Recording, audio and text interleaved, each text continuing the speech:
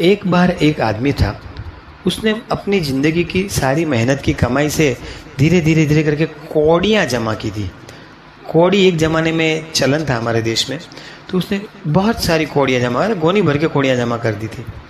एक बार क्या हो गया, उस गांव के राजा को कोई बीमारी हो गया, कोई स्किन डिजीज़ हो गया। तो उन्होंने राजवैद्य को बुलाया। तो राजवैद्य ने कहा कि भाई ये हम दवाई दे रहे हैं, वो दवाई को कौड़ी के पाउडर के साथ मिलाने का, और फिर आप जख्म पे लगाएंगे तो 4 से 6 महीने में आपका जो तकलीफ है वो कम हो जाएगा। तो राजा ने सोचा कि इतनी सारी कौड़ियाँ कहाँ पे मिलेगी। किसी ने बताया उनको कि गांव में जो आदमी है उनके पास बहुत सारी कौड़ियाँ हैं। तो बोले जाओ सब लेके आओ, हम तो राजा हैं। उसके सिपाही गए वहाँ पे, बोले तुम्हारी सारी कौड़ियाँ राजा ने मंगवाई है, राजा को कोई बीमारी हो गई है तो उसको ज़रूरत है, चलो तुम्हारी सारी कौड़ियाँ दे दो। तो उसने सोचा कि मैंने मेरी ज़िंदगी भर की कमाई लगा दी थी और अभी तो मैं बर्बाद हो जाऊँगा, तो कुछ तो उसने बोला मैं कल आऊँगा दरबार में और सबके सामने कौड़ियाँ दूंगा राजा को। दूसरे दिन वो गोनी लेके गया दरबार में, राजा के सामने बैठा बीच में सब लोगों के, और एक एक कौड़ी निकालने का और उसको सूंघने का और देने का।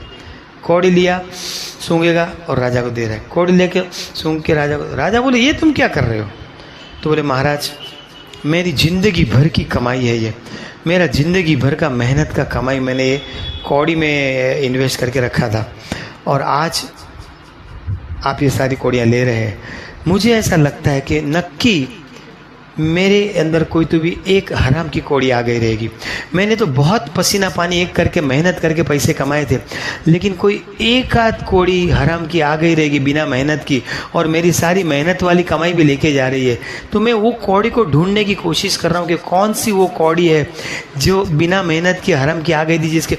राजा बोले ऐसा भी होता है।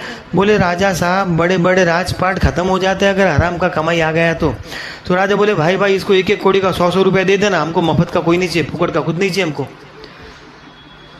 वो दिमाग तो लगाया उन्होंने कमाई करने के लिए, लेकिन ज़िंदगी में भी हकीकत में ऐसा होता है। अगर कुछ गलत कमाई वाला पैसा आ गया, हराम का पैसा आ गया, तो घर में बीमारी, अशांति, कोर्ट कचहरी, झगड़ा बहुत होने लगता है। ऐसी कोशिश करना कि बिना मेहनत का हराम का पैसा ना आ जाए। बाकी खुश रहो, तंदुरुस्त रहो।